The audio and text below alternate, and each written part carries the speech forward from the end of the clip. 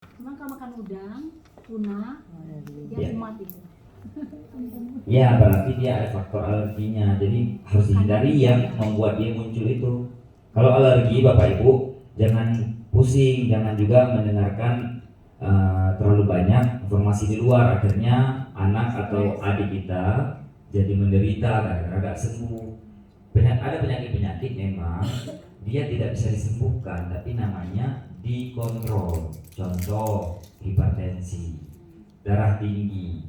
Darah tinggi itu jangan khawatir minum obat. Obatnya apa? Contoh amlodipin yang sering di klinik atau di puskesmas, captopril. Nah, obat-obat ini memang ada chemicalnya, ada kimiawinya, tapi bertanggung jawab, ada batas kadar amannya. Nah, obat-obat ini diminum untuk apa? Supaya tensinya turun. Apa efek dari tensi turun? Seluruh organ-organ aman. Kalau tensi kita tinggi, memang kadang-kadang kita nggak berefek, tidak ada pusing, tidak ada apa. Tensi saya kok tinggi 170 misalnya. Nah, efeknya apa? Setahun 2 tahun kemudian ginjal kita jebol. Namanya apa? Jantung udah pasti.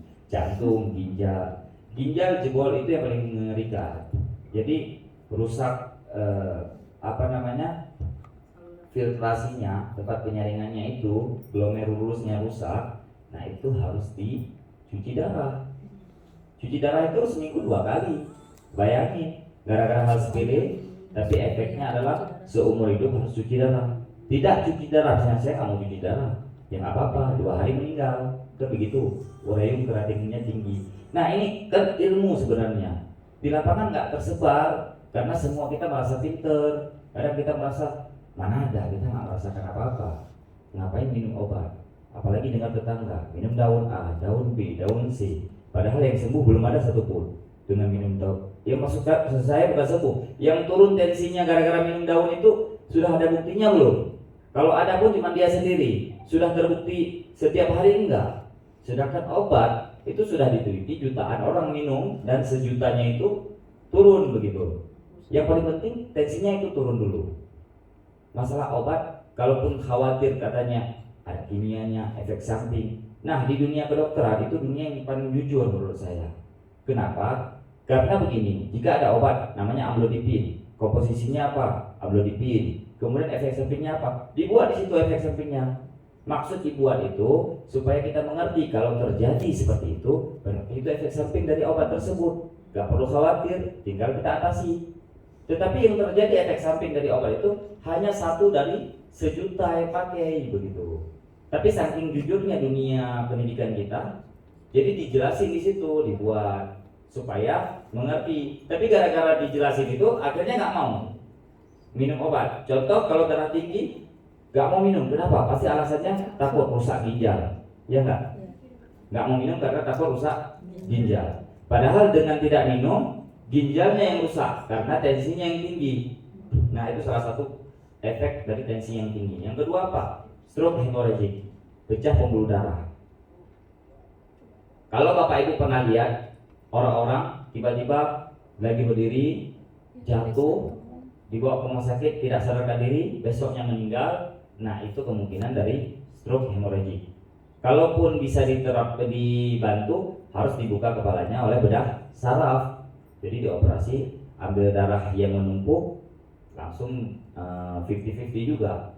Nah, itu sebenarnya pencegahannya mudah dengan kita kontrol. Dan ini sangat sulit dilakukan oleh orang awam memang karena tidak mengerti. Kalau kita yang sudah mengerti, kita sudah aman-aman aja. Tapi di lapangan kan kita sulit untuk mengasih tahu, apalagi orang-orang tua kita di kampung tidak mau tahu atau tidak. Semua terlalu terkesan obat nggak boleh kena ginjal, begini. Padahal dengan tidak minum obat, ginjalnya yang rusak karena tensinya yang tinggi. Gitu loh cara logikanya. Nah, saya juga objektif, tidak 100% saya banggain kedokteran juga. Tapi ada hal yang memang ini di dunia kedokteran belum ada solusinya begitu.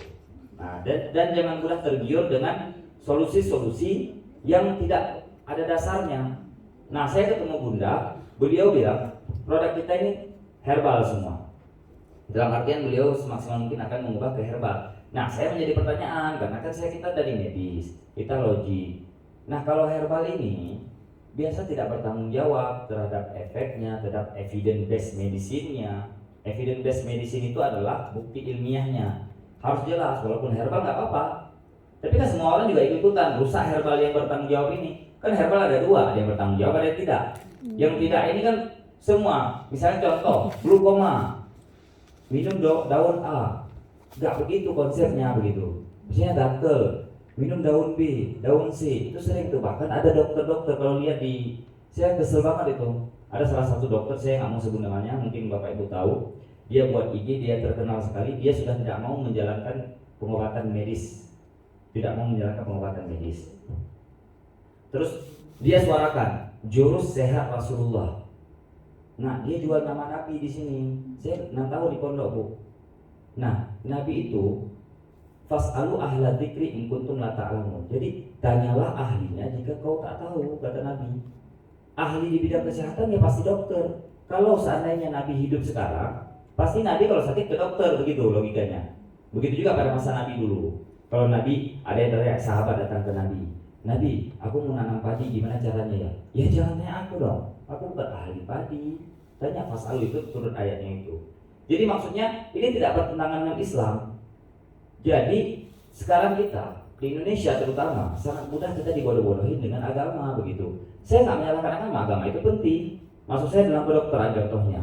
Nah dokter-dokter pada bingung, nggak bisa melawan ini semua. Nah saya bisa karena saya alumni pondok. Nah saya tahu ini benar, ini enggak. Herbal boleh. Masalahnya kalau sesuatu contoh kayak darah tinggi tadi saya bilang, ini masalahnya kan kita hari-hari kita lihat di lapangan. Saya di IGD saya lihat bagaimana resiko, bagaimana orang meninggal gara-gara sesuatu hal yang nggak penting maksudnya. Walaupun itu sudah ajal. Seperti stroke hemorragik itu sangat bisa dicegah, dengan kontrol tekanan darahnya. Nah untuk kontrol tekanan darah maksudnya tidak tinggi, itu bisa dengan banyak hal. Tapi yang sudah pasti dan mudah dilakukan sekarang adalah dengan obat-obat medis, begitu. Kalau obat herbal teruji dan terbukti, nah silahkan. Tapi tidak mudah Bu, itu perlu ilmu semua. Maksudnya tidak akan kita dapatkan dengan semudah kita dapat beli obat di apotek, begitu. Nah dokter tersebut di IG-nya buat di situ adalah jurus sehat Rasulullah. Jadi jurus sehat Rasulullah. Seluruh feed dia isi kepala dia, kan begitu? Ngerti nggak maksud saya? Tapi kan orang langsung pikir, oh kalau sehat, padahal nggak ada. Nabi nggak pernah bahas glukoma obatnya ini, darah tinggi obatnya ini, nggak ada. Tapi di situ jurus sehat Rasulullah. Jadi semuanya, kalau darah tinggi minum daun ini ya, kalau ini batang ini, batang itu, batang ini. Saya nggak menyalahkan itu, tapi yang sudah jelas ada bukti ilmiahnya, itu yang kita jalankan dan itu juga sesuai dengan ajaran Islam. Baik, itu dia. Semakin panjang kita diskusi, banyak banget nanti yang saya jelasin. Jadi ada pertanyaan nggak yang mau ditanyakan? Seputaran tadi, kulit, seputaran yang umum boleh? Ya, gimana Bu? Tadi menjelaskan. Ya. Tapi saya agak lupa lagi karena panjang. Iya panjang. Yang barusan. Jadi ini aja. Intinya begini, apa kaitan antara stres dengan kesehatan kulit? Oh iya pasti. Iya. Karena gini, kalau stres dia mainnya ke hormon. Jadi kalau stres semuanya bukan kulit doang, seluruh organ rusak. Kenapa? Karena hormon-hormon apa istilahnya? Otomatisnya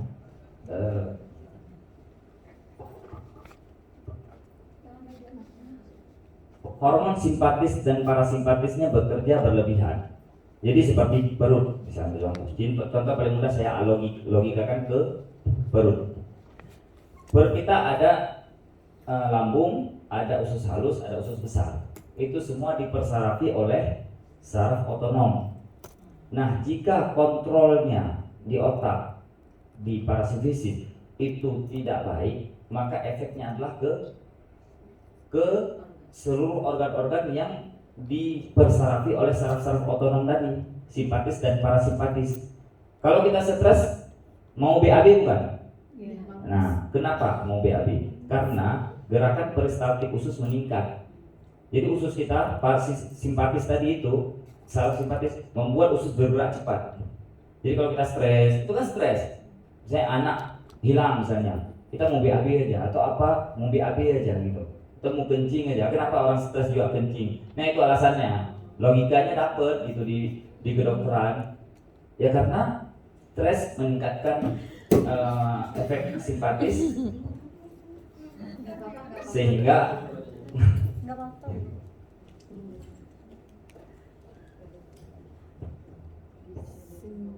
Simbiosis.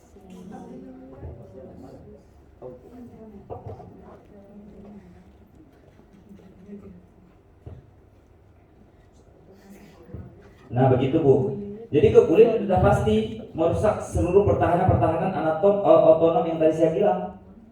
Jadi sekresi lemaknya bisa gak keluar, sekresi sebumnya juga gak keluar karena efek dari simpatis parasimpatisnya tadi.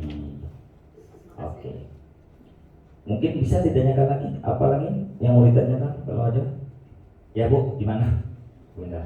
Tertarik tentang alergi Yes. macam Ya. penyebabnya kadang debu saat dingin itu yang saya rasakan. Benar. Untuk mengendalikannya, jadi saya mencoba untuk walaupun atau kalau ya tidak. Kurang kedengaran. Terima kasih dok. Ya. Terima kasih. Saya tertarik dengan alergi karena ada keturunan alergi. Jadi alerginya macam-macam. Kalau yang saya alami itu alergi karena udara dingin atau karena debu. Nah itu biasanya langsung timbul bentol-bentol yang cukup besar. Nah waktu awal-awal timbul mengganggu, tapi lama-lama saya coba abaikan, tidak terlalu diperhatikan. Jadi tidak mengganggu lagi. Jadi tidak meminum obat apapun. Nah, apakah memang seperti itu yang harus kita lakukan untuk mengendalikan itu? Nah, tapi ada anak saya itu alerginya berkucing, tapi dia suka kucing. Nah, itu kan repot ya. Gitu. Benar, repot itu. Sampai kadang sampai keluar ingus yang banyak. Nah, gimana cara mengatasinya gitu kan? Ya, rinitis alergi itu.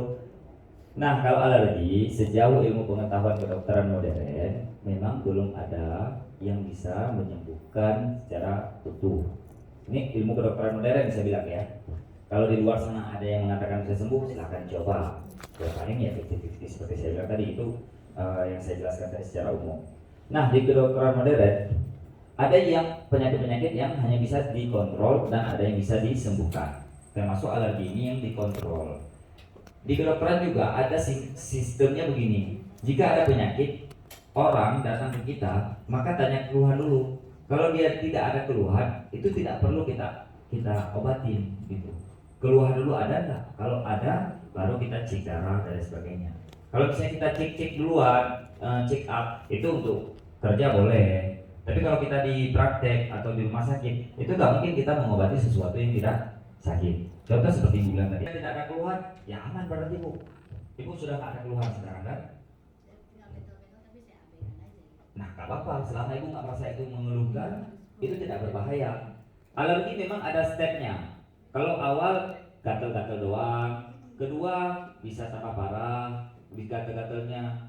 Terus apa efek terburuknya? Shock anafilaktik. Nah ini kan kalau awal-awal ini nggak ngerti nih.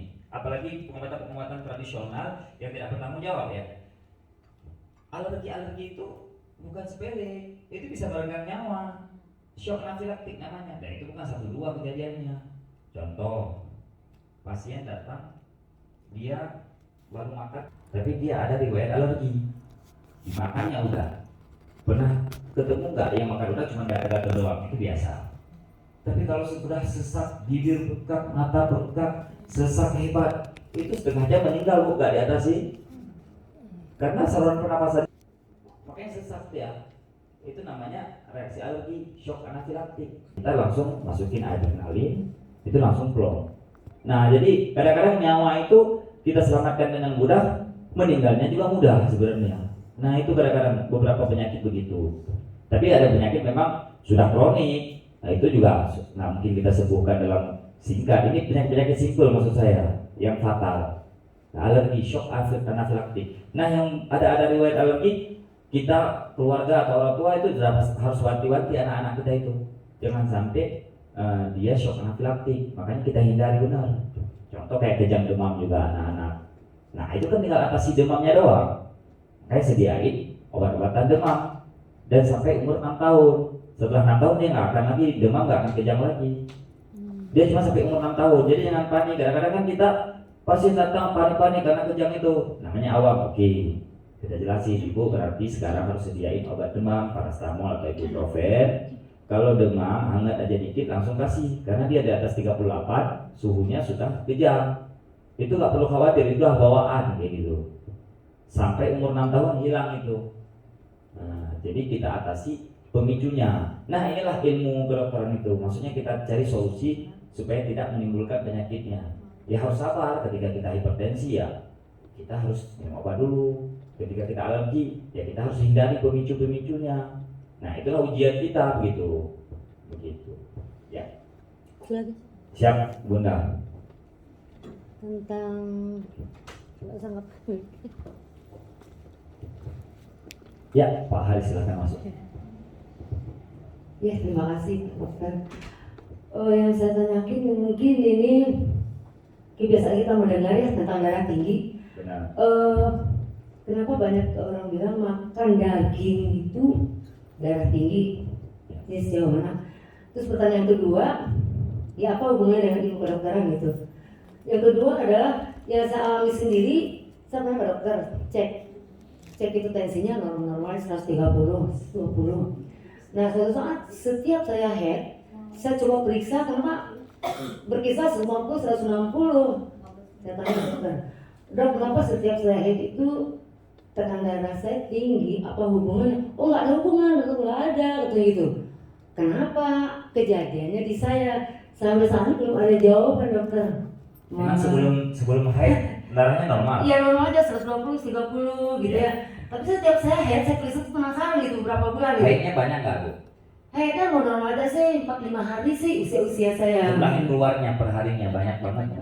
Standar aja sih, nggak terlalu banyak sih ya. Iya. Nah cuma setiap saya head itu rata-rata 50-90. Aduh saya salah apa makan daging nggak? Jadi ingatan makan daging itu perasaan cuma sedikit ya gitu ya. Iya. Mohon jawaban. Terima kasih. Nah, ini lagi-lagi dengan ilmu kedokteran modern yang saya jelasin, karena itu bidang saya. Jadi penyakit-penyakit seperti hipertensi dengan relatif penyakit DM, nah itu kan penyakit-penyakit yang dikatakan tidak sembuh, hanya bisa dikontrol, kan begitu. Nah seperti tensi tinggi kenapa? Kalau kita jelasin, ibu coba bayangin pipa yang dialirin dialirin air, selang dialirin air. Jika selang tahu gak selang? Yang dosmir gitu kan? Iya. Kan itu pembuluh darah kita tuh. Ya. Nah, kan di dalamnya air mengalir. Nah, pembuluh darah yang mengalir kan begitu. Kalau selangnya normal, elastisnya kalau selang itu oke lah. Kalau pembuluh darah kita kan elastis itu. Nah, mukosanya itu kan tipis. Pembuluh darah itu kan dari mukosa yang tipis. Nah, itu kan kalau dia aliran darahnya normal, maka tekanan darah itu kan nggak maksudnya apa? Ya mau pompa. Ya, tekanan dari isi di dalam pembuluh darah itu setinggi apa? Iya. Cara mengetahuinya di mana? Dengan alat tensi itu. Cara mudahnya sebenarnya kalau kita bisa lihat dengan kasat mata, ketika aliran di dalam pembuluh darah itu kenceng, nah itu tinggi berarti. Nah, kalau nadi kita lihat, kita pegang nadi. Itu kan takikardi namanya. Nah, itu seringnya akan beriringan dengan tensi yang tinggi. Intinya begini, jika selang tekanan airnya normal, tapi akan menjadi tinggi kalau diapain? Yang pertama, kalau selangnya coba kita kecilin, kita sempitin, pasti airnya kencang nggak? Kencang ya. Seperti kita mau dosmir kena tuh, kita jepit, kencang kan jadinya. Iya. Nah itu maksud tekanan tinggi itu, kencang kan jadinya. Iya. Nah, jadi tekanan darah tinggi itu bisa terjadi. Tekanan darah tinggi itu artinya kencang, tekanannya di dalam tinggi banget. Nah, bisa terjadi dengan apa? Yang pertama, penyempitan dari pembuluh darah. Bagaimana bisa pembuluh darah itu menyempit? Karena kaku, viskositas meningkat. Jadi karena kaku pembuluh darahnya, kenapa kaku? Karena kolesterolnya terlalu tinggi, lemak pun tinggi. Iya. Nah, itu yang menyebabkan kaku. Karena kaku pembuluh darah, dia nggak elastis lagi. Tekanan yang awalnya normal di dalam tubuh menjadi tinggi, jadi tinggilah dia. Nah seperti kita dosmir, kalau misalnya nggak ada ujungnya itu kita jepit, kan tinggi tuh, kenceng tuh airnya. Nah pembuluh darah sekencang itu, bayangin dia beraliran darah di tubuh kita sekencang itu. Makanya kenapa pecah pembuluh darahnya. Jadi pas lewat di otak, pembuluh darah itu melingkar begini, dia mau belok ke sini tapi terlalu kencang, pecah. Nah itu dia stroke hemorrhagic namanya. Jadi stroke itu ada dua, stroke hemorrhagic dan stroke iskemik. Nah stroke hemorrhagic yang tadi saya bilang itu cepat meninggal dan cepat juga sembuh kalau bisa diatasi. Tapi kalau dari daerah udah nggak bisa itu pasti, karena dia harus ditangani sama dokter bedah saraf. Dibuka kepalanya, diambil, dijepit yang tadi pecah. Biayanya ratusan juta, 300-400 juta. Nah satu lagi stroke iskemik yang masih hidup tapi stroke lemah. Nah itu kemungkinan stroke iskemik, makanya dia masih bisa hidup tapi kekurangannya adalah dia lumpuh sebelah. Itu kenapa bisa? Nah itu juga penyumbatan trombus yang ada di otak. Kenapa? Karena lemak-lemak tadi, kolesterol dan lain sebagainya. Nah mengenai darah tinggi kenapa daging? Sebenarnya itu efek jangka panjang. Jadi kalau dagingnya banyak lemak, dia akan membuat lemak-lemak di pembuluh darah tadi, membuat kaku, makanya darah tinggi. Nah sebenarnya itu lebih ke pencegahan sebenarnya Bunda. Kalau misalnya langsung ya nggak ada efek sebenarnya. Intinya kalau darah tinggi kontrollah dengan obat-obatan yang dianjurkan. Begitu. Oke. Kasih. Jadi seru, jadi saya menikmati sekali dunia kedokteran karena dia ada ilmu-ilmu semua. Yang kadang-kadang orang mikir apa itu, padahal ada logikanya semua. Begitu. Makasih dokter. Siap. Iya. Makasih. Nah yang penting kulit-kulitnya ini saya mau belajar banyak terhadap Bunda nih. Makanya senang banget tadi sebelum Bunda datang saya udah jelasin sekilas pun. Mau nanya juga Bu. Iya silahkan Bunda. Tadi yang disebutkan juga sama dokter keloid ya. Iya benar keloid. Kebetulan saya ada bekas luka tabrakan. Iya. Jadi Di bagian mana Bun? di sini. Oh nggak bisa dilihat ya. Jadi ada sempat dipasang pendan di Ah. Ya, nah itu terjadi kayak maaf ya kayak tato yang bekas di setrika gitu ya. Iya. Nah itu bisa hilang nggak? Lama prosesnya. Jadi kalau misalnya mau cepat ya ke bedah plastik, jadi dibuka itu sebenarnya buang, dijahit lagi gitu ke bedah plastik kalau mau cepat. Kalau kita alami lama banget. Biasa kalau luka sering kita bioplasenton, sering dengar ya bioplasenton. Nah itu sebenarnya ilmu awam. Jadi kalau luka kan epidermisnya rusak tadi, rusak. Sebenarnya dia akan sembuh dengan sendiri ya nggak? Tinggal kalau epidermis doang ya, nggak masuk ke dermis. Kalau epidermis doang itu akan sembuh dengan sendirinya karena regeneratif. Jadi regenerasi sendiri kulit-kulit itu keratinnya. Tapi kita kadang beli bioplasenton. Bioplasenton itu ada plasenta. Nah itu yang menyebabkan menebal kadang-kadang. Sebenarnya cukup dengan antibiotik aja. Jadi kalau udah luka wajib ada antibiotik. Kenapa? Antibiotik itu artinya apa? Antibiotik yang hidup. Biotik itu bakteri maksudnya. Jadi kalau sudah luka, jadi permukaan tubuh terbuka. Jadi pasti akan masuk kuman. Kuman di sini bakteri. Kalau masuk bakteri, itulah dikatakan dengan infeksi. Kalau infeksi nggak sembuh-sembuh, yang awalnya lukanya 1 cm jadi 10 cm.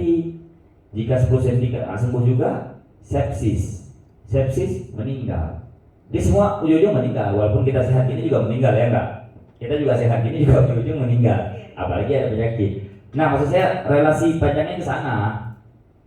Luka kecil aman, maksud saya bukan sepsis langsung meninggal enggak. Tapi prosesnya infeksi itu begitu. Jadi kalau luka sekecil apapun pakai salep antibiotik, gentamicin, neomycin gitu. Atau kalau luka bakar namanya bornazin. Nah itu obat yang sebenarnya, bukan bioplasenton. Nah jadi jangan salah, kalau bornazin itu aman.